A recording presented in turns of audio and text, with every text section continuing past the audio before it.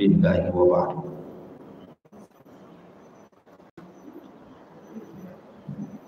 Qala Allah azza wa jalla ya ayyuhalladzina amanu taqullaha haqqa tuqatih wa la tamutunna illa wa antum muslimun. Amma ba'du, ma'asyiral muslimin, ma'asyiral muslimat yang dimuliakan Allah Subhanahu wa taala. Alhamdulillah, di pagi ini kita bisa melanjutkan kajian kita, dan kita masih membahas kitab Minhajul Muslim pada pasal ke-16, beriman terhadap wajibnya beramar ma'ruf dan nahi mungkar serta adab-adabnya.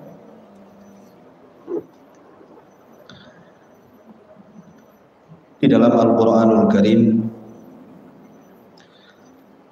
Allah Subhanahu wa ta'ala berfirman, kuntum khairu ummah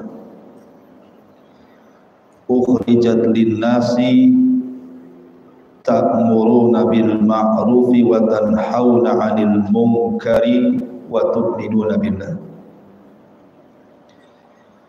Kalian adalah umat terbaik yang dikeluarkan untuk manusia, menyuruh kepada yang ma'ruf dan mencegah dari yang munkar, serta beriman kepada Allah Subhanahu wa ta'ala. Ayat ini adalah ayat yang mendasari tentang pentingnya al-amru bil ma'ruf wan nahyu 'anil munkar. Dan itulah yang menjadikan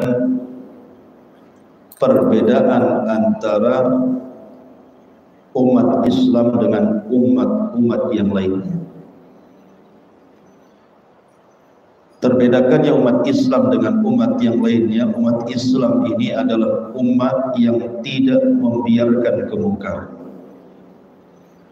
dan senantiasa mengajak manusia kepada kebaikan.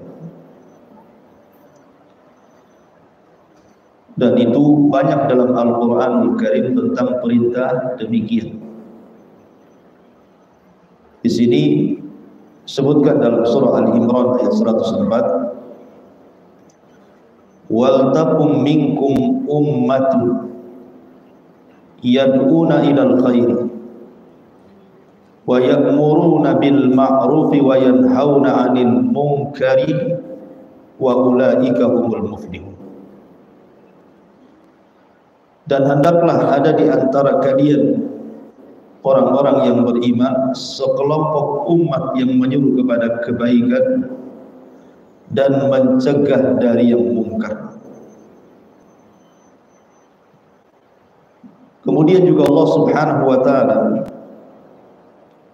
berfirman dalam surah Al-Hajj 41, alladzina immakkannahum fil ardi wa aqamus salata wa atuz zakata wa amaru bil ma'rufi wa nahaw 'anil munkar. Yaitu orang-orang yang jika kami teguhkan kedudukan mereka di permukaan bumi, niscaya mereka menegakkan salat, menunaikan zakat, dan mengajak manusia kepada yang ma'ruf dan mencegah dari yang munkar. Dan begitu juga dalam surah At-Taubah 71, kemudian juga surah Luqman 17 menceritakan tentang nasihat Luqmanul Hakim kepada putranya. Dan Luqman Al-Hakim itu seorang budak, tetapi Allah Subhanahu wa ta'ala memuliakan bukan karena orang itu merdeka, karena budak juga bisa jadi mulia. Tentu yang membedakan kemuliaan itu bukan permasalahan merdeka atau perbudakan, tidak, tetapi ketakwaan dia kepada Allah Azza wa Jalla. Dan salah satu nasihat Luqman kepada anaknya adalah, ya bunayya aqimis salata wa'mur bil ma'ruf wanha 'anil munkar wasbir 'ala ma asabak. Wahai anakku, dirikanlah salat dan suruhlah manusia mengerjakan yang baik dan cegahlah dari yang mungkar. Kemudian bersabar terhadap apa yang menimpa dari musibah itu kepada.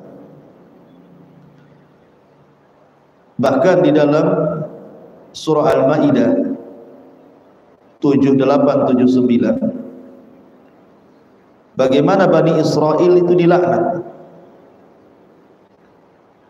khususnya orang-orang Yahudi, karena mereka meninggalkan pekerjaan mulia ini. Lu'inal ladzina kafaru min Bani Israel ala lisani Daud wa Isa ibn Maryam dzalika bima asaw wa kanu ya'tadun kanu la yatanahawna am munkarin fa'alu labi'sa ma kanu yaf'alun. Telah dilaknat orang-orang kafir dari Bani Israel atas lisan Nabi Daud dan lisan Isa putra Maryam. Apa penyebabnya? Karena mereka durhaka dan selalu melampaui batas. Mereka satu sama lain tidak melarang dari yang mungkar yang mereka lakukan. Sesungguhnya amat buruklah apa yang selalu mereka perbuat. Lihat bagaimana akibat orang meninggalkan perbuatan mulia ini, mengajak manusia kepada kebaikan dan mencegah dari kemungkaran, sebab laknat turun kepada mereka. Lebih jelas lagi Allah mengatakan dalam surah Al-A'raf 165, falamma nasu ma dzukkiru bi anjayna alladhina yanhauna 'anis su' wa akhadna alladhina zalamu bi adabin ba'isin bima kanu yafsukun. Tatkala mereka melupakan apa yang diperintahkan kepada mereka, kami selamatkan orang-orang yang melarang dari perbuatan mungkar, dan kami timpakan kepada orang-orang zalim siksaan yang keras disebabkan mereka selalu berbuat fasik. Dari sini ayat-ayat ini jelas sekali memerintahkan kepada kita untuk senantiasa mengajak manusia kepada kebaikan dan mencegah kemungkaran. Bahkan sebab laknat dan azab itu karena seseorang meninggalkan perbuatan ini. Adapun dari hadis Nabi SAW juga banyak, di antaranya di sini Nabi memerintahkan, man ra'a minkum munkaran falyughayyir bi yadihi fa in lam yastati' fa bi lisanihi fa in lam yastati' fa bi qalbihi wa dzalika adhaful iman. Barang siapa di antara kalian melihat sebuah kemungkaran, maka rubahlah dengan tangannya, artinya dengan kekuasaannya.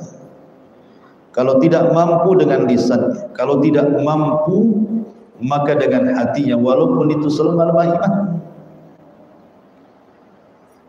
Bahkan Nabi juga mengatakan, la ta'muranna bil ma'ruf wa la tanhauna 'anil munkar aw la yushikanna Allahu an yab'atsa 'alaikum iqaban minhu summa tad'unahu fala yustajabu lakum.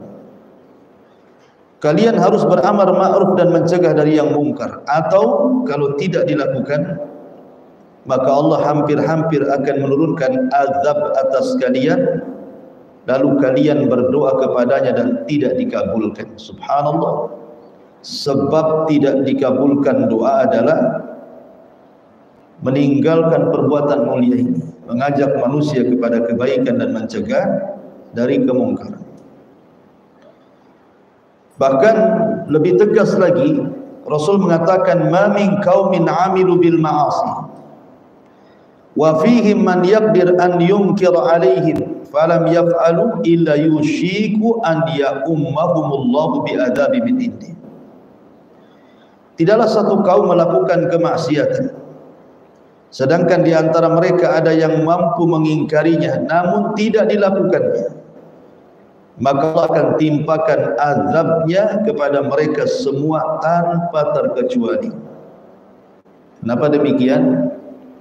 Karena fitnah ataupun azab itu kalau sudah diturunkan, itu bukan terkena kepada para pelaku maksiat saja, tapi orang-orang baik yang membiarkannya pun akan terkena imbasnya.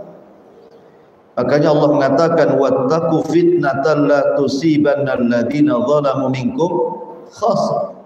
Takutlah akan fitnah kalau ditimpakan Allah itu bukan orang zalim saja yang kena, orang-orang baik pun terkena imbasnya.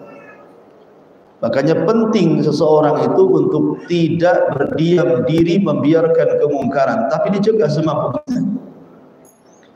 Karena Nabi SAW pernah menggambarkan sebuah gambaran yang luar biasa, perbedaan kaum yang mencegah dari yang mungkar dengan kaum yang membiarkan kemungkaran.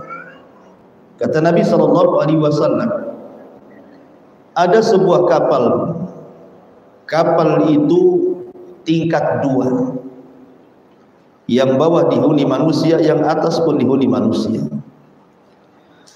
Orang-orang bawah kapal ini kalau di laut, mereka kalau minta air, mereka selalu naik ke atas, dan seperti itu rutinitasnya, sehingga akhirnya ada kejenuhan dari orang-orang yang di bawah itu, merasa tidak nyaman, terkadang mengganggu orang yang di atas, kadang tidur terganggu, kadang istirahat terganggu karena mereka minta air. Akhirnya kemudian berinisiatiflah salah seorang di antara mereka, bagaimana kalau seandainya kita bolongi kapal, kita ambil air dari bawah. Kan kalau kapal dibolongi nanti airnya keluar. Kalau seandainya ini terjadi, orang-orang di atas itu membiarkan orang-orang di bawah membolongi kapal, mengambil air dari bolongan kapal, tentu kapal itu kan tenggelam. Dan yang tenggelam itu bukan hanya yang di bawah, kapal-kapalnya tenggelam. Artinya semuanya akan tenggelam.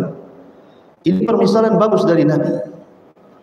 Kalau kita biarkan satu kampung ada kemungkaran, kemudian diam saja satu kampung itu, maka kalau Allah turunkan azab, habis itu satu kampung.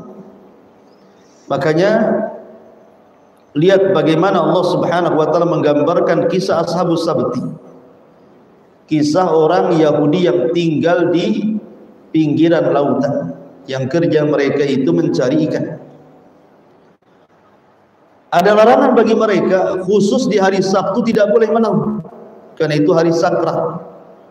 Bagi orang-orang Yahudi hari Sabtu itu hari sakral, hari yang sangat-sangat suci, sehingga tidak boleh ada aktivitas kecuali ibadah. Tetapi kemudian sebagian orang jahat, mulai mereka membuat khilah, hendak menipu Allah dan orang yang beriman. Mereka memasang jala di hari Jumat untuk ikan di hari Sabtu diambilnya hari Ahad. Mereka melakukan seperti itu berhari-hari, berbulan-bulan, rupanya tidak turun azab, sehingga mereka menyangka jangan-jangan mitos saja, orang yang melanggar di hari Sabtu itu akan turun azab. Akhirnya memberanikan diri mereka, bukan hanya pasang jaring di hari Jumat untuk ikan hari Sabtu dan diambil hari Ahad, tapi mereka langsung terjun di hari Sabtu untuk mengambil ikan. Alasannya karena ikan di hari Sabtu itu nampak di permukaan, padahal itu adalah ujian dari Allah. Tergoda atau tidak? Rupanya mereka tergoda. Ada sebagian kecil dari orang-orang yang beriman mengingkari. Jangan kau lakukan, hentikan, kalau tidak azab Allah turun. Tetapi ada juga yang aneh, kelompok yang kedua mengatakan kepada sekelompok kecil yang beriman, sudahlah, jangan ikut campur kepada urusan orang-orang fasik itu. Biarkan mereka yang diazab, tidak usah ribut. Memang orang kedua ini tidak ikut mancing di hari Sabtu, cuman dia tidak mau ada kebisingan, sehingga dia mencegah orang-orang yang beriman, sudah biarkan saja, enggak usah bisik. Kalau memang azab Allah turun, pasti akan menimpa mereka saja yang mengambil ikan dari Sabtu. Orang kedua ini tidak paham bahwa kalau azab Allah turun itu bukan hanya terkena orang zalim saja, tetapi azab itu kalau turun, orang baik pun terkena imbasnya. Maka orang-orang yang beriman yang tidak mau terkena imbasnya, kalau seandainya turun azab, mereka pun menyingkir dari desa itu. Kemudian mereka membuat pagar tinggi supaya dipisahkan antara mereka dengan orang-orang yang mencegah mereka dan orang-orang yang mengambil ikan dari Sabtu. Berjalanlah waktu demi waktu, hari, bulan, tahun, sampai suatu hari rupanya sudah tidak ada lagi suara hiruk pikuk, ketawa ketiwi, jual beli. Tiba-tiba senyap saja. Orang-orang yang beriman di balik tembok ini kan temboknya tinggi, tidak bisa melihat. Penasaran kenapa orang-orang itu biasanya ramai, habis dari laut mereka ramai gitu kan. Rupanya senyap, sepi. Tiba-tiba kemudian mulailah di antara mereka mengambil tangga, kemudian naik ke atas pagar, dilihatnya rupanya tidak ada manusia. Kemudian ditunggu beberapa waktu juga tidak ada manusia. Akhirnya cobalah mereka keluar dari tembok itu, rupanya memang tidak ada manusia karena sudah berubah menjadi kera-kera yang dihinakan dan sebagainya menjadi babi. Lihat bagaimana Allah Subhanahu wa taala mengirim azab. Allah turunkan kepada mereka azab karena mereka tidak mau untuk dicegah dari kemungkaran. Jangan sampai kemudian nasib orang ini demikian, tidak mau dinasihati, kemudian degil, terus saja bermaksiat, akhirnya Allah turunkan azab kepadanya. Makanya kenapa Nabi SAW sangat-sangat menekan tentang urusan yang ini, mengajak manusia kepada kebaikan dan mencegah kemungkaran, karena dampaknya dahsyat.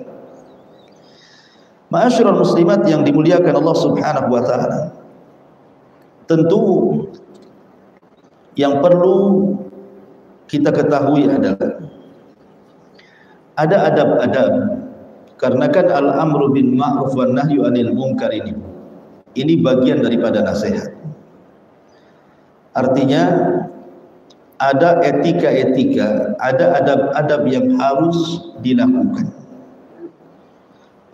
Apa saja adab-adab, baik kepada orang yang akan mencegah dari yang mungkar dan mengajak manusia kebaikan, kepada kebaikan, ataupun kepada orang yang diberikan nasihat. Dua-duanya ada adab. Ya. Yang harus dipahami bahwa ketika ibu berusaha untuk mengajak manusia kepada kebaikan dan mencegah kemungkaran, niat ibu itu adalah ikhlas karena Allah. Jadi memang ingin mencari kebaikan, bukan karena ibu merasa bersih dan dia kotor. Ibu merasa ahli ibadah dan dia ahli maksiat. Ibu merasa bahwa ibu itu tidak punya kesalahan dan orang itu banyak kesalahannya. Bukan itu. Jangan ada niat seperti itu dalam memberikan nasihat kepada orang. Tetapi ketika ibu hendak memberikan nasihat itu terdorong karena sayang, terdorong karena cinta, terdorong karena kasih sayang dan kasihan kepada orang itu. Jangan sampai orang itu terus di atas kemaksiatan. Itu yang harus ditanamkan bagi orang yang hendak memberikan nasihat.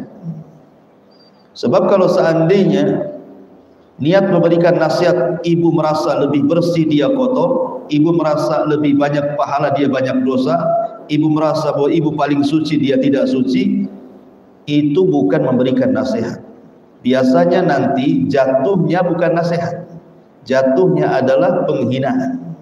Karena ibu merasa tinggi dia rendah. Dibedakan menghina dengan memberikan nasihat. Karena ada orang yang kemudian casingnya memberikan nasihat, hakikatnya sedang merendahkan.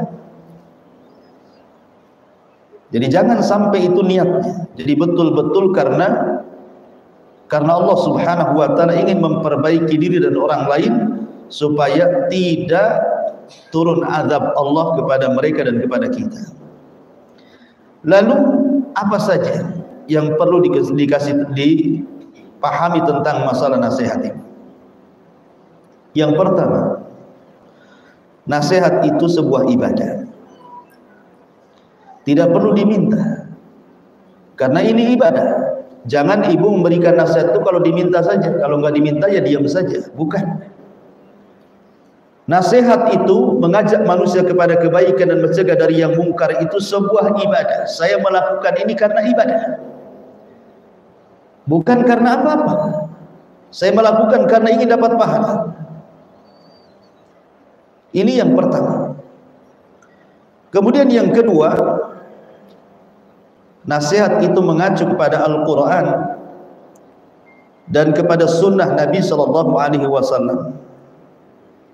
Jadi betul-betul yang dinasihatkan itu tidak keluar dari Al-Quran dan tidak keluar dari sunnah Nabi SAW. Tidak salah memberikan nasihat. Kemudian juga terkadang nasihat ini tidak mesti harus terang-terangan di hadapan manusia. Nasihat itu sifatnya khufiyah, kata ulama. Kalau itu sifat individu, maka sembunyi-sembunyi. Karena terkadang memberikan nasihat di hadapan orang ramai kepada satu orang, itu bisa membuat malu, membongkar aib. Makanya kata Imam Syafi'i rahimahullahu ta'ala, dia mengatakan, ta'ahadani binushika finfiradi wa jannibni nasihata fil jama'ah fa inna nusha bainan nasi naw'un minat taubih la arda istima'ahu fa in khalaftani wa asawta qawli fala taghdab ilam lam idza lam tu'ti ta'ah. Kata Imam Syafi'i rahimahullahu ta'ala, sebaiknya kalau engkau memberikan nasihat, berikanlah nasihat secara perorangan. Artinya sembunyi-sembunyi, jangan di hadapan orang. Dan jauhi nasihat itu di depan manusia, kata Imam Syafi'i. Karena nasihat di hadapan manusia itu terkadang bukan dalam bentuk nasihat, tapi terkadang taubih. Kita sedang menjelek-jelekan dia. Yang terkadang orang yang dinasihati itu tidak mau didengar, karena itu aib dia. Bahkan terkadang tidak akan masuk, justru dia marah. Makanya penting nasihat itu. Coba ibu ajak ngopi, ajak makan, undang, senangkan dulu, baru ngomong. Ya. Jangan kemudian ibu ketemu kawan yang bermasalah, pas pula di warung kopi. Kapan lagi berjumpa dengan dia? Tunggu, saya turun dulu. Tiba-tiba ibu kemudian marah-marah di situ. Ibu sedang marah apa sedang nasihati orang? Jadi nasihat itu harus khufiyah, diam-diam. Ibu sama orang yang akan dinasihati saja. Kemudian juga di antara adabnya adalah an-nasihatu bil-lin. Nasihat itu dengan lembut, cari kata-kata yang baik. Kan kata-kata itu kan banyak, Bu, ya. Dalam bahasa Jawa itu ada kalimat-kalimat yang lembut, ada yang tengah-tengah, ada yang kasar, kan ada pilihan kata. Di bahasa Sunda juga sama, orang Padang juga sama, Alor juga sama. Hampir semua daerah itu kan ada level-level bahasa. Maka ambillah bahasa-bahasa terbaik, pilih kata, diksi yang bagus gitu kan, supaya orang yang diberikan nasihat itu menjadi lembut hatinya. Sebab kalau seandainya kasar, memberikan nasihat dengan marah-marah gitu ya kepada orang itu, sudah kata-katanya tidak dipilih, asal keluar saja, perangainya saja menakutkan, marah. Maka Allah mengatakan, fabima rahmatin minallahi linta lahum walau kunta faddan ghalidhal qalbi lan faddu min hawlik. Kalau engkau keras gitu ya, tidak memilih diksi kata-kata yang baik, maka mereka akan lari, bukan dapat nasihat. Ketemu pun tak mau. Makanya penting sekali, Ma'asyiral muslimat yang dimuliakan Allah Subhanahu wa taala. Lihat Nabi sallallahu alaihi wasallam ketika ada orang Arab Badui kencing di masjid. Bu, kencing di masjid itu tentu penghinaan kepada masjid. Masa rumah Allah dikencing? Wajar sahabat marah. Mereka melotot semuanya. Sampai Arab baru ketakutan karena dia bersalah. Tapi datang Nabi SAW memberikan contoh di hadapan para sahabat, dan ini contoh Nabi kepada kita. Kata Nabi SAW kepada para sahabat yang hampir emosi itu, da'uhu, pergi kalian, tinggalkan dia, biar ini urusan. Maka setelah Nabi SAW berusaha membiarkan dia selesai kencing, kemudian Rasul memanggil, kemudian menjelaskan, wahai fulan, masjid ini tempat zikir, tempat baca Quran, tempat sholat. Rasul tidak menyebut bukan tempat kencing.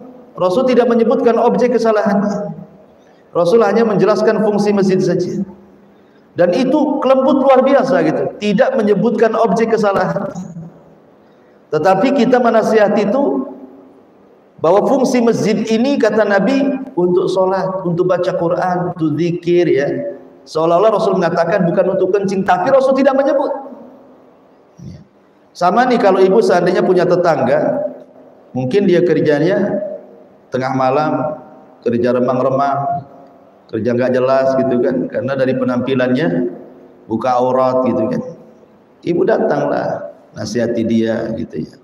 Mbak, seorang muslim itu kan harus nutup aurat, pakailah pakaian yang syar'i. Ini saya punya jilbab, ambillah. Kan begitu Bu ya. Bukan datang-datang, kamu kerja zina ya semalam ya? Kamu ngapain semalam? Itu interogasi Bu ya. Itu namanya ibu menghakimi. Tapi coba seperti itu dengan bahasa-bahasa yang objek maksiatnya jangan disebut. Itulah Nabi SAW tidak pernah menyebut objek maksiatnya.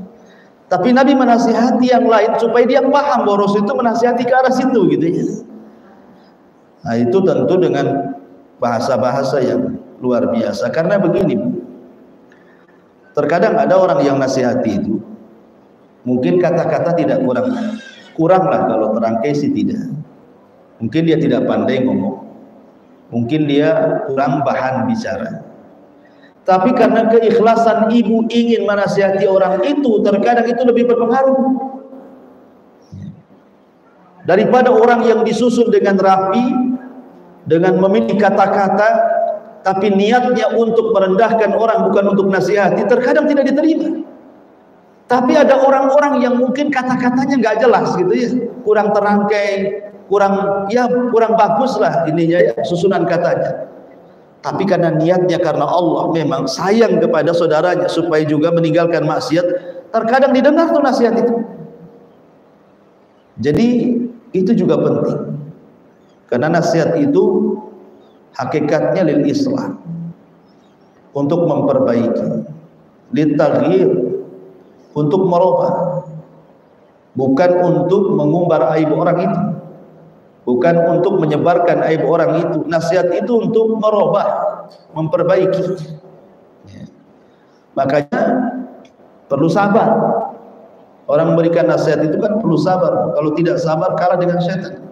Malas nasihati dia, udah 100 kali mungkin kalau saya hitung dengan tasbih itu, gak mau juga merubah dia.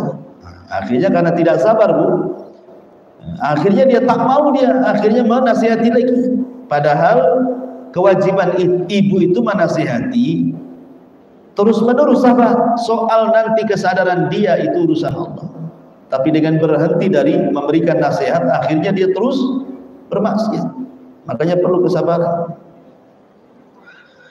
Ma'asyiral muslimat yang dimuliakan Allah Subhanahu wa taala. Kemudian juga di antara adab nasihat yang disebutkan oleh para ulama adalah at-ta'aqqud min sihhatil amril mansur. Jadi ketika ibu hendak memberikan nasihat, ibu tabayun dulu. Harus tabayun. Namanya gini ya. Ada kawan ibu ngasih tahu, itu si Anu begini, bisa nggak nasihati dia? Berarti ibu ini dapat informasi dari orang kedua, tidak melihat langsung.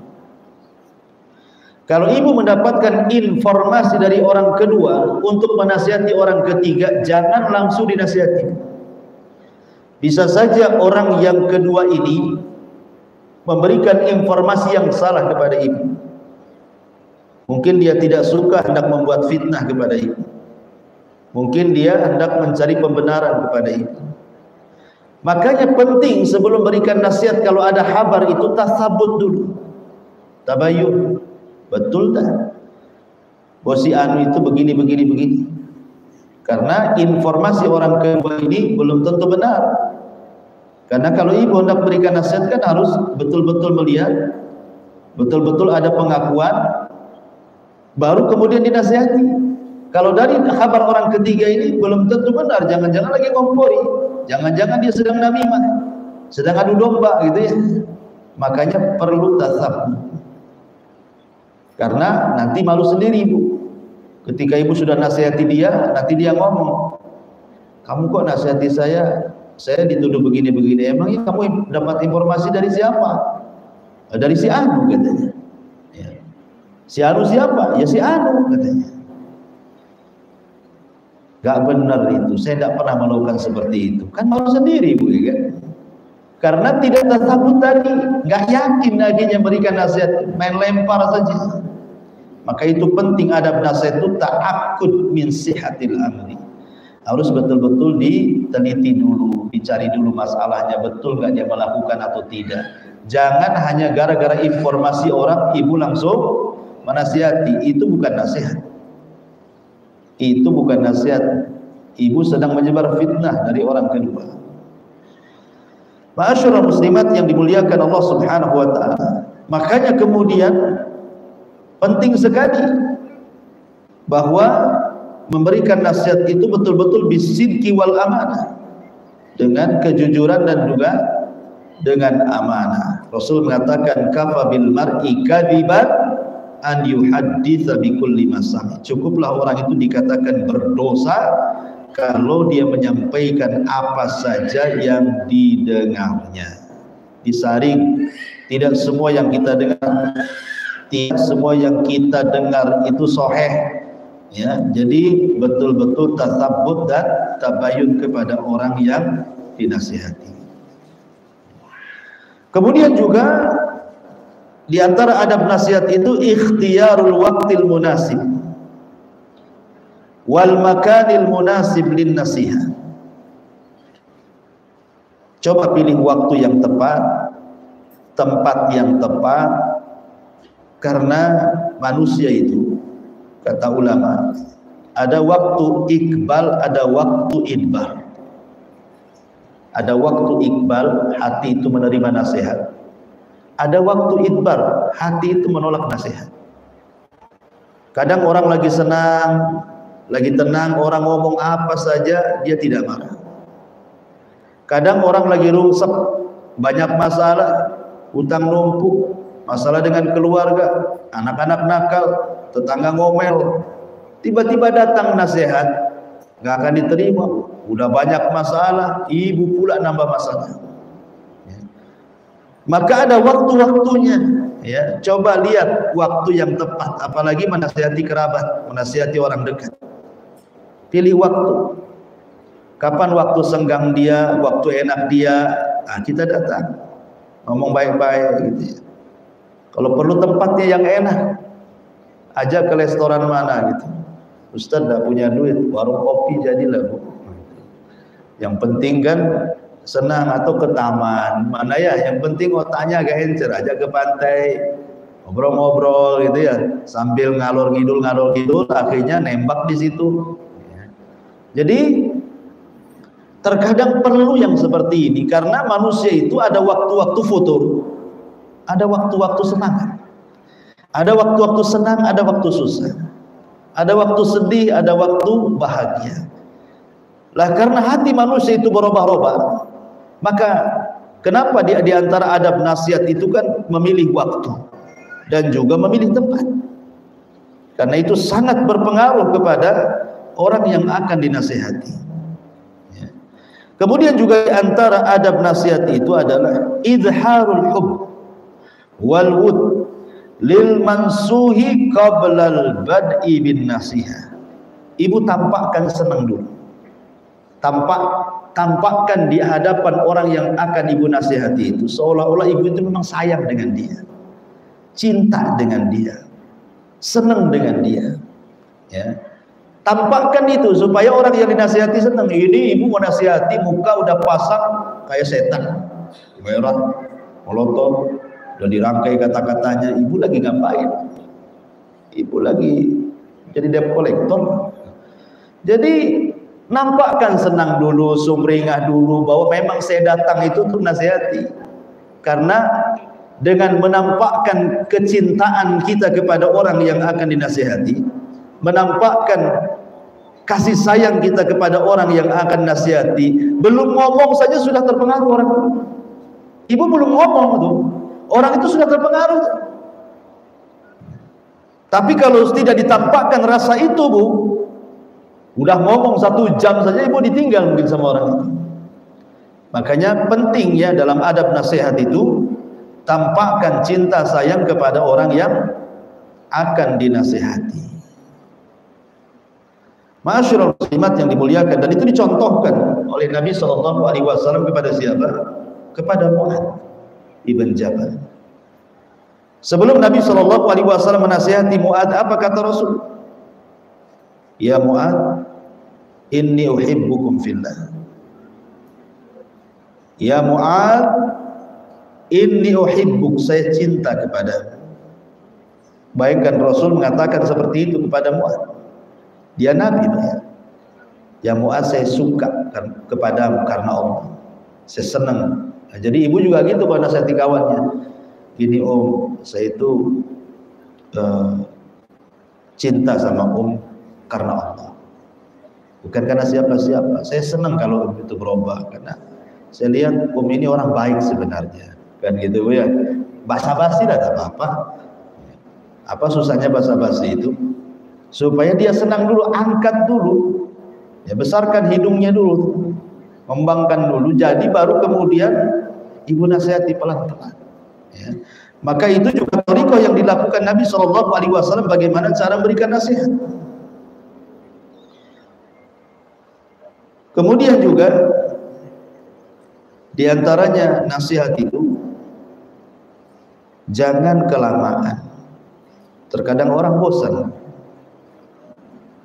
Ibu bukan sedang ceramah, sedang khutbah gitu ya.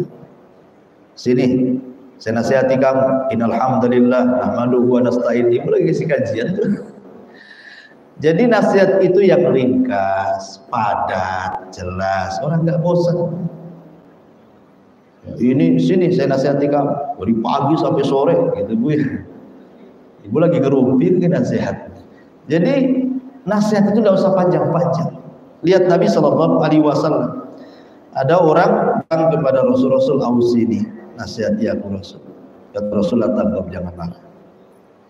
Yang lain Rasul, la taghdab, jangan marah. Yang lain Rasul, la taghdab, jangan marah. Udah, kalimat Rasul cuma begitu saja.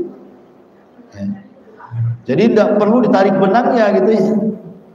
Sana kemari suruh ceritakan sejarahnya. Jadi ambil kalimat yang lemah, lembut, singkat, padat, paham gitu ya. Mungkin hari ini ya segitu aja lah. Dan tidak semua umpamanya dia melakukan 10 kesalahan. Sekali duduk 10-10-nya ibu nasihati. Tidak, satu-satu dulu, mana yang lebih urgent. Nanti besok-besok lagi datang lagi, nah yang lainnya. Nah gitu maksudnya ya, supaya tidak mudah tersinggung. Kemudian juga diantara nasihat itu jangan sampai mengarah ke perdebatan. Ya Bu ya, kalau nasihati orang jangan mengarah ke perdebatan. Karena ada orang nasihat itu jadi debat. Ah, kau ini pandai nasihat, kau aja kayak gitu. Enggak lah, kok jadi debat ini gue. Jadi nggak boleh nasihat itu sampai kemudian jadi munaqashah, terjadi perdebatan. Jangan arahkan ke perdebatan. Jadi nasihat itu fokus saja. Kalau sudah mulai berdebat, nah ibu tinggalkan. Ya saya kan hanya nasihati. Diterima alhamdulillah, tidak juga kalau bisa diterima. Gitu ya. Jadi tetap saja, jangan kemudian kalau sudah mulai berdebat Bu, nanti setan masuk di situ. Ibu bukan sedang nasihati, jadi marah-marah nantinya. Kok ini nggak bersyukur? Aku datang nasihati, aku udah habiskan waktu, tinggalkan keluarga, anak-anak, nasihati kamu. Tahu-tahu begini, itu akhirnya ibu sudah gak ikhlas itu. Jadi kalau sudah mulai debat-debat tinggalkan. tinggalkan. Ya, maka ini penting. Jangan sampai nasihat itu mengarah kepada perdebatan. Kemudian juga di antara adab nasihat tubuh, ibu kalau nasihati orang itu kayak ibu ngomong di cermin. Ibu ambil cermin, ibu ngaca di situ. Kira-kira cantik nggak ibu tuh? Jadi ibu ngaca seolah-olah ibu sedang nasihati orang yang dikaca tuh. Jadi kalau nasihati orang seolah-olah ibu sedang menasihati diri sendiri. Dan itu akan lebih terasa gitu ya. Karena ibu tidak merasa lebih cerdas, lebih bersih, lebih ahli ibadah, lebih banyak pahala dibandingkan orang yang nasihati. Karena hakikatnya ibu sedang menasihati orang. Dan harus jelas nasihati itu. Sebab kalau seandainya ibu tidak jelas menasihati, itu sama ibu bercermin dengan cermin yang buram. Ibu nggak nampak ibu di cermin itu. Jadi harus jelas gitu ngomongnya. Kamu ini ngomong apa sih? Kalau gitu saya nggak paham. Jadi jangan sampai dia ngomong begitu. Harus jelas gitu ya. Jadi rasakan bahwa kita sedang menasihati diri sendiri, kemudian perjelas apa yang dinasihati. Kemudian juga yang lebih penting tadi sudah saya jelaskan bahwa menasihati itu beda dengan merendahkan. Jangan sampai nasihat itu menjadi merendahkan. Nasihat itu harusnya mengangkat derajat. Karena ada orang awalnya nasihat, ujungnya merendahkan. Kan gitu Bu ya, awalnya nasihat baik, terakhir dasar kau memang kepalamu keras sekali, hatimu keras sekali, dasar kau banyak maksiat. Alah ini gimana, awalnya baik-baik itu kan, tiba-tiba ujungnya merendahkan. Nah itu tak boleh. Ibu bukan sedang merendahkan orang, sedang nasihati. Maka pentingnya mengkontrol hati ketika memberikan nasihat. Memang dari awal itu sekitar selapang dada, jangan sampai terpancing dengan ucapan orang yang dinasihati, supaya ibu tenang ngomongnya, ya kan? Kemudian jangan lupa minta pertolongan kepada Allah agar orang yang dinasihati itu dapat hidayah. Ya. Adapun kalau seandainya posisi ibu ini orang yang dinasihati, bersyukur Bu, masih ada orang yang nasihati. Kalau ibu tidak ada yang menasihati, ibu akan terus bengkok jalannya. Makanya orang dulu, kalau kata Syekh Utsaimin rahimahullah ta'ala, dikatakan bertakwalah kepada Allah. Sebagian ulama salaf itu ketakutan mereka, terkadang sampai pingsan karena takutnya gitu. Jadi berterima kasih kepada orang yang menasihati kita. Kemudian yang kedua, ucapkan bentuk terima kasih kepada orang yang nasihati. Katakan jazakumullah khair, jazakillah khair. Semoga Allah membalas, rupanya di dunia ini masih ada yang sayang dengan saya. Dan itu ya Bu ya. Jadi adab kepada orang yang nasihati juga bersyukur, sebab masih ada di dunia itu yang mau nasihati. Nah itu juga diantara adab-adabnya yang perlu diketahui oleh orang-orang yang akan memberikan nasihat. Jadi intinya bahwa menasihati itu bergerak dari kecintaan kepada orang yang dinasihati untuk berbuat kebaikan. Kemudian juga terdorong kecintaan kepada orang yang dinasihati supaya mendapatkan hidayah dan juga istiqomah. Nah di sini mu'allif rahimahullah ta'ala juga menyebutkan dalam halaman 111 tentang beberapa adab, ya kan? Adab-adab etika beramar ma'ruf dan menahi munkar. Kata beliau yang pertama, orang yang melakukan amar ma'ruf dan nahi munkar itu hendaklah mengetahui hakikat apa yang akan diperintahkan dan apa yang akan dicegah. Jadi ibu harus punya ilmu ketika ibu menyuruh orang berbuat baik, ketika ibu mencegah dari yang mungkar. Ibu harus punya ilmu dua-duanya, apa yang akan diperintah, apa yang akan dicegah, supaya Kalau punya pengetahuan, ibu tidak gagal dalam menyampaikan kebaikan dan mencegah dari kemungkaran, supaya jangan sampai ibu sedang mencegah dari yang mungkar padahal itu ma'ruf, atau memerintahkan kepada yang ma'ruf padahal itu mungkar. Jangan sampai terbalik-balik, Bu, ya. Dan itu perlu ilmu, ya. Kemudian yang kedua, hendaklah seseorang yang sedang beramar ma'ruf dan nahi mungkar itu harus punya wara', tidak mudah melakukan kemaksiatan, tidak melakukan sesuatu yang akan ia cegah, dan tidak meninggalkan apa yang ia perintah. Jadi kalau bisa dia wara' gitu ya. Ketika dia memerintahkan sholat, memang dia sudah sholat. Ketika dia mencegah dari ghibah, memang dia berusaha dalam hidupnya tidak pernah menggibah orang. Nah, itu jadi wara' gitu ya. Kemudian yang ketiga, hendaklah dia berbudi pekerti luhur, berakhlak mulia, penyantun, memerintahkan dengan penuh sikap rasa sayang, dan begitu seterusnya. Dan tadi sudah saya jelaskan. Jadi mencegah dari yang mungkar, memerintahkan kepada yang baik itu terdorong karena sayang kepada orang yang akan dinasihati itu. Kemudian yang nomor 4, hendaklah tidak mengenali kemungkaran yang ada dengan cara memata-matai. Jadi ibu kalau hendak mencegah kemungkaran, jangan ibu jadi jasus. Ya, jadi jasus. Umpamanya ibu mau nasihati tetangga, ada orang bilang itu tetangga ibu itu masalah. Iya ya, coba nanti saya selidiki dulu, kan itu ya. Ibu nggak ada hak menyelidiki orang. Sampai kemudian mobilnya ibu taruh GPS. Nah, itu mobil tetangga kok ibu taruh GPS pula, supaya tahu kemana Ustadz. Nah, nggak ada hak. Ya, jangan sampai tajasus, memata-matai tidak boleh. Justru kita tetap menjaga aib seorang muslim di hadapan manusia. Man satara musliman satarahullahu yaumal qiyamah. Ya, jadi menasihati itu bukan untuk memata-matai, tidak boleh.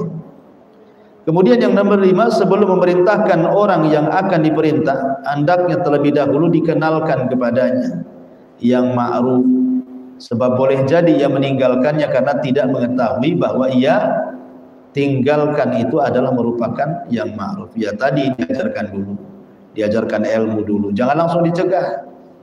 Ya, contoh umpamanya ada tetangga berbuat bid'ah umpamanya, kan, datang ibu ke tetangga, ya, maaf Bu, saya kok ibu suka melakukan seperti ini, ada dalilnya nggak Bu ya?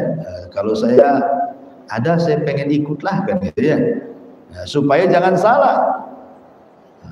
Contoh mamanya ada orang yang ketika baca Quran sadaqallahul azim, mungkin ibu mengatakan oh nggak ada itu sadaqallahul azim itu, kan, langsung dicegah, kok ngomong apa, nggak ada di Quran itu. Karena ternyata setelah dijelaskan, Rasul pun pernah mengucapkan sadaqallahul azim setelah baca Quran, kan. Sebagaimana hadis Nabi SAW ketika menggendong Hasan dan Husain, dia mengatakan sadaqallahul azim innama amwalukum wa auladukum fitnah. Boleh sekali-kali mengucapkan sadaqallahul azim. Jadi harus paham, jangan main cegah saja dari kemungkaran sementara dia tidak punya ilmunya. Akhirnya malu sendiri akhirnya. Kemudian juga hendaklah menyuruh, memerintahkan dan mencegah dengan cara yang baik. Lalu jika orang yang dimaksud tidak juga mengerjakan yang ma'ruf dan tidak meninggalkan yang mungkar, maka hendaklah dia beri nasihat dengan sesuatu yang membuat hatinya lunak. Artinya kalau tidak bisa dengan kata-kata, ya, kalau tidak bisa dengan kata-kata, ya dengan perbuatan, dengan hadiah, gitu ya, supaya hatinya lunak. Dan yang terakhir, jika tidak mampu merubah kemungkaran dengan tangan sendiri, maka bisa lewat orang lain atau dengan cara berikan harta, sedekah, supaya orang itu semakin menerima nasihat kita. Wallahu a'lam, ini yang bisa saya sampaikan. Silakan kalau ada yang bertanya. Ya.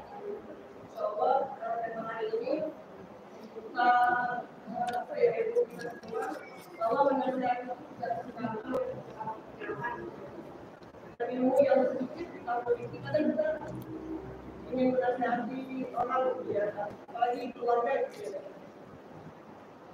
Dan nyatanya memang terjadi di pusat dengan adab-adab ini, kita nggak pakai adab-adab ini, ternyata mereka tidak menerima gitu. Nasihat dari kita. Apakah kita terus menasihati atau seperti Yudham dalam bahasa Allah iya, tetap Bu harus menasihati. Ya kalau dulu-dulunya karena tidak punya ilmu, kemudian main hantam, main bicara, karena tidak sabar pengen berubah dengan cepat pada hidayah milik Allah kan itu. Nah, setelah punya ilmu kan makin ngaji kan otomatis kita paham caranya. Bahwa nasihat itu tidak mesti dengan lisan. Ya, nasihat itu mungkin dengan hadiah, dengan pendekatan akhlak, dan tidak harus spontanitas hari itu kita nasihati, hari itu berubah kan tidak bisa juga. Karena hidayah itu kan milik Allah. Terkadang ada yang diuji, seperti Rasul juga pernah diuji. Pamannya Abu Thalib dinasihati sampai meninggal, dia tidak masuk Islam. Yaitu memang hidayah milik Allah. Tapi minimal tugas kita sudah selesai. Tugas kita adalah menyampaikan kebenaran dengan etika-etika yang diajarkan dalam agama. Jangan sampai berhenti terus nasihat. Ya, tapi mungkin ya waktunya mungkin kalau terlalu sering mungkin bosan, akhirnya marah, takutnya terputus silaturahim. Ya sekali-kali. Ya. Wallahu a'lam. Baik Ustaz, apabila kita tahu atau melihat di keluarga atau di sekeliling kita melakukan amalan yang tidak dicontohkan dan kita tidak mencegah atau memberitahu bahwa itu tidak ada contohnya dari Nabi, apakah kita berdosa? Iya.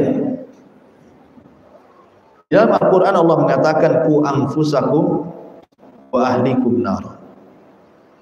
Jagalah diri kalian dan keluarga kalian dari api neraka.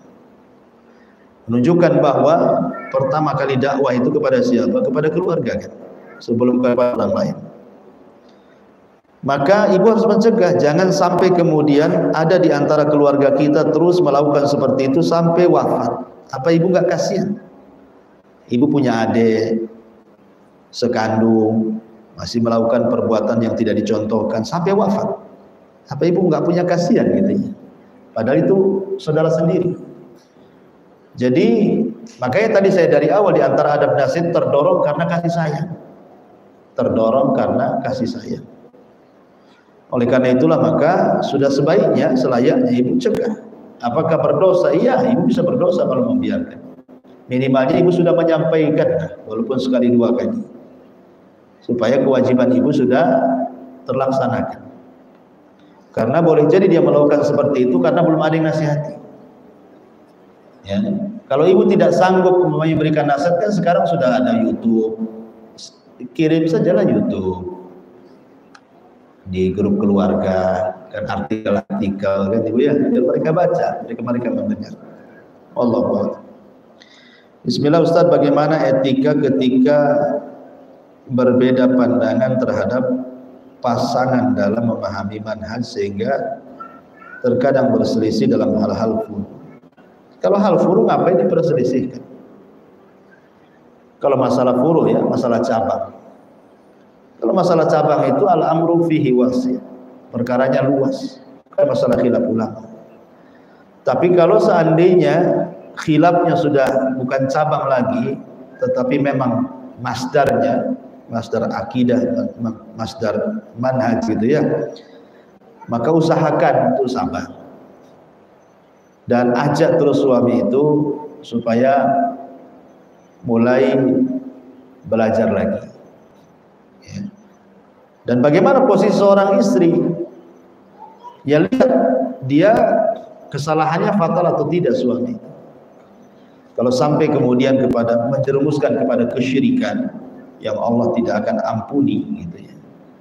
Pemanya suaminya sudah suka datang ke dukun, suka nyimpan jimat, itu kan sudah menyimpang. Ya, ibu terus nasihati, janganlah bang, pakai jimat-jimat ini. Bagus kasihkan saya lah duitnya daripada beli jimat tuh. Jadi Kalau sudah nampak ke arah-arah penyimpangan yang parah, ya dinasihati sebagai pasangan. Jangan diam saja. Bagaimana etika di tengah masyarakat lingkungan sekitar yang berbeda madhab dan manhaj? Apakah lebih baik menjauh atau berbaur? Berbaur. Ibu berbaur, kemudian disakiti dan ibu sabar, itu lebih baik dibandingkan ibu sendiri tidak disakiti orang dan ibu bisa bersabar. Mau sabar dari apa hidup sendiri? Ya, jadi kata Rasul, kalau ibu berbaur, tiba-tiba ibu disakiti dan ibu bersabar, itu lebih baik daripada hidup sendiri tengah hutan. Ya, jangan menjauh, berbaur. Mudah-mudahan dengan berbaur itu kita bisa berdakwah. Berdakwah kan tidak dengan lisan, bisa dengan perbuatan, bisa dengan akhlak, bisa dengan harta, bisa dengan sedekah. Jadi tidak mesti harus dengan lisan. Saya contohkan ya. Kemudian bisa cerita nih, ada seorang ikhwan itu di tengah masyarakat. Dia penampilannya, dia berusaha untuk penampilan sunnah. Dia tidak banyak ngomong. Tapi kalau di kampungnya ada kerja bakti, dia datang. Di mana saja ada kerja bakti, dia datang. Dia bawa gorengan, dia bawa air aqua gelas.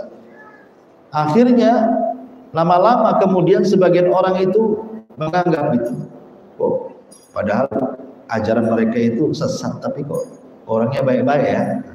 Mulai akhirnya ragu-ragu tuh. Orang-orang yang menganggap sesat itu akhirnya mulai ragu-ragu. Jangan-jangan benar pula. Kita yang menganggap benar kok tak ada pula yang kasih gorengan katanya. Jadi bisa saja dengan cara seperti itu. Ya, namanya hidayah itu kan dari mana saja jalannya. Bagaimana menyikapi sebagian umat Islam yang memahami bahwa surah Al-Fatihah menjadi salah satu wasilah untuk orang yang sudah meninggal atau membaca Al-Fatihah sebelum berdoa? Jazakallahu khair. Iya. Ya, alhamdulillah. Ketika kita menyikapi perbedaan di masyarakat, maka kita harus berlapang dada dan dewasa. Harus dibedakan perbedaannya di mana. Perbedaannya dalam masalah apa? Kalau dalam masalah fikih furu'iyah, contohnya masalah kunut, ulama juga berbeda pendapat. Imam Syafi'i boleh kunut, Imam Ahmad tak boleh. Kenapa ribut gara-gara kunut? Ya kan? Kalau umpamanya perbedaannya masalah-masalah fikih, masalah adzan Jumat 2 kali, hari Jumat yang saya tunda gitu. Anda malas saya masjid di sana. Kenapa adzannya 2 kali? Bagus di masjid di sini. Yang adzan 2 kali juga mengatakan malas sholat Jumat di sana, adzannya 1 kali, nggak jelas gitu. Ini masalah fikih. Kenapa gara-gara adzan kemudian masjidnya dijauhi? Nah, tapi kalau sudah masuk pada ranah-ranah akidah, ranah-ranah yang seseorang harus memilih antara hak dan yang batil, ya tentu kita tidak diam, tetap kita harus memilih. Adapun kemudian kalau umpamanya ada yang berseberangan dengan masalah bacaan Fatihah, ya, dan ibu punya dalil bahwa itu adalah tidak benar, dan ibu sanggup untuk berhujah kepada mereka, lakukan dengan melihat maslahat dan mafsadah. Tapi kalau tidak, ibu tidak punya pengetahuan tentang itu, ibu tinggal tanya dalilnya apa kalian melakukan seperti itu. Dan kalau ibu tidak punya kesanggupan, tidak perlu berdebat dengan mereka. Biarkan mereka melakukan seperti itu, ibu cukup ingkari dengan hati saja. Kalau tidak bisa dengan lisan. Ya, kalau memang yang berbeda seberang, supaya kita lebih berusaha untuk menggabungkan persamaan. Toh mereka juga masih muslim. Syahadat mereka sama, rukun Islam mereka sama, rukun iman mereka sama. Hanya dalam bab ini mereka berbeda dengan kita. Maka kalau kita punya hujah, ya kita bantah. Kalau tidak punya hujah, ya sudah. Ibu tawakuf dulu, saya tidak bisa mengerjakan karena saya harus tahu dalilnya dulu. Kan itu ya. Itu saya kira pemikiran lebih sederhana yang seperti itu daripada kemudian tiba-tiba ibu sewot nggak jelas gitu ya. Wallahu a'lam. Ya, saya kira cukup Bu. Dengan di rumah ada orang kerja. Subhanallah bihamdika asyhadu an la ilaha illa anta astaghfiruka wa atubu ilaik. Allahu ta'ala. Assalamualaikum warahmatullahi wabarakatuh.